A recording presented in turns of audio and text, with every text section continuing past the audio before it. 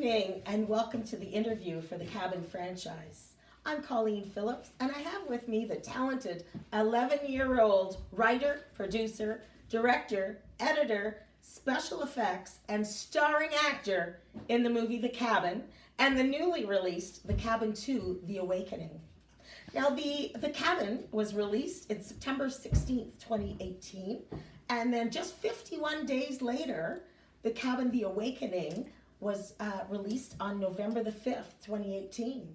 Just wanted to ask, Ian, why so soon after the first one did you get the second one in? Because, okay, you see, when you watch a lot of horror movies, you notice, if you check the dates on each one, a lot of them are made about the same time. They just keep going one after another after another. I basically just did the same thing with The Cabin. I made a sequel shortly after the first one. Okay, yeah. Can I ask, where are you getting the inspiration for these movies? For the first Cabin, The Cabin, I got my inspiration from Friday the 13th because it's like a summer camp, you know, there's a killer, he kills people, you know, Right. usual. Right. And for the sequel, I had no inspiration. I was just thinking of like regular slashers like Halloween, Friday the 13th, you know, all that kind of stuff. Right. Can I ask you about some of the special effects that you used? When the arrow was used to shoot Malachi in The Cabin, how did you pull that off with no injury? How I did that with no injury is impossible. I actually shot him and he went to the hospital. Really? No, I'm just kidding. He's such a joker. What actually happened was basically it started with Malachi with the arrow. Toby pushed the arrow out of him, out of here, like the little armpit area, and I reversed the clip using a video reverser tool. So it was a reverse. Yeah, like if you see the cabin, you can see the hand grab it.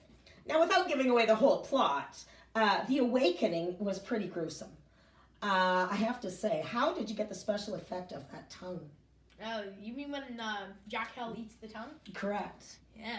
Okay, so the tongue, what I did for the tongue is I took a piece of gum, chewed it up, made it like shaped it into the shape of like a tongue, put it in my hand, and I got some fake blood.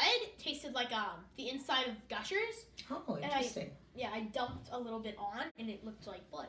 And that was your blood? And then I ate it. It actually tasted really good. Oh, okay, because I was really worried about that.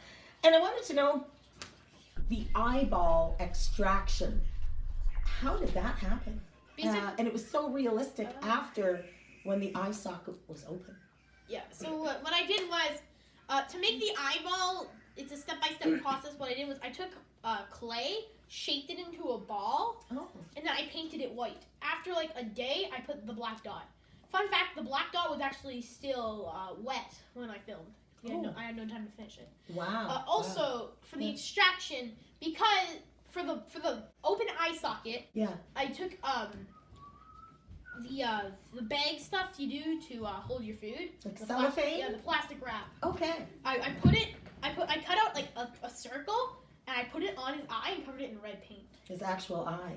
Right. So, and then to remove it, because gravity wouldn't work, I don't have any latex to stick it. What I did was I put him on the ground to do it. Oh, okay, and then filmed it from there. Yeah. Interesting. So it kept it there. If you look in the background, you can still see it's on the ground. Can you? Okay, I'll have to recheck. And that's on the second one, right? The Awakening? Yeah. Right.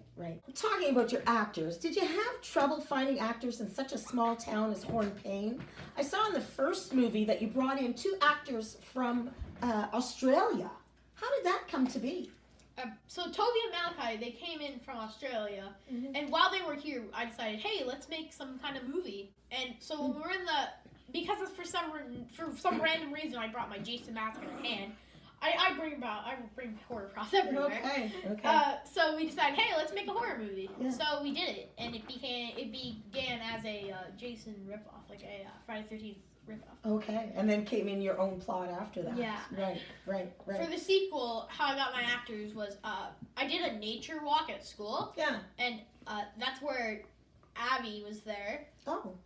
And I was talking about The Cabin too. Like, what should I do for The Cabin too? Like, what am I? You're asking her opinion as an actress.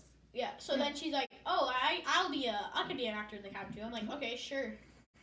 So Also, about a week later at school, or a couple days, I can't remember. It's been a while. I asked Carter if he would want to be in the movie. Is that right? Yeah, So that's I think they're a brother-sister team. Yeah. Yeah, interesting. Well, they did a really good job. I have to say, I would be very excited if I were to see them again in another sequel. Yeah. Could we maybe expect that? Yeah, you can expect Abby to be back, and I might find some crazy way to keep Carter too. Okay, that'd be interesting. So I noticed in the second movie, you had a little actor named David. He was only in briefly. Can you tell me what happened there? Okay, so with the whole David thing, it's all made up. It never happened. I'm kidding. Anyway, so what happened with David was he was in the very beginning of the movie, and even in his beginning lines, we had to dub in him redoing all his lines because he was sick. Oh. Yeah, he really didn't want to do the movie. So when it came to be inside the house, we had to replace him. We put up his hood, and we took his brother Ryan, who played Benjamin, and he played himself in the cabin. Who is his twin? So they're basically the same size and everything. Yeah. Because the transition was flawless. You really didn't know. Yeah. The only problem is that it was up. Right. But that's because we have the that was face. That was a good concealment. It was a good, good transition. And then for his death, I took Ryan again, made him do like a pose for the shadow. Right. And I went like that. Yes. Played a sound effect, and he died. Yes. And that's how we killed off David's character without having David even in there.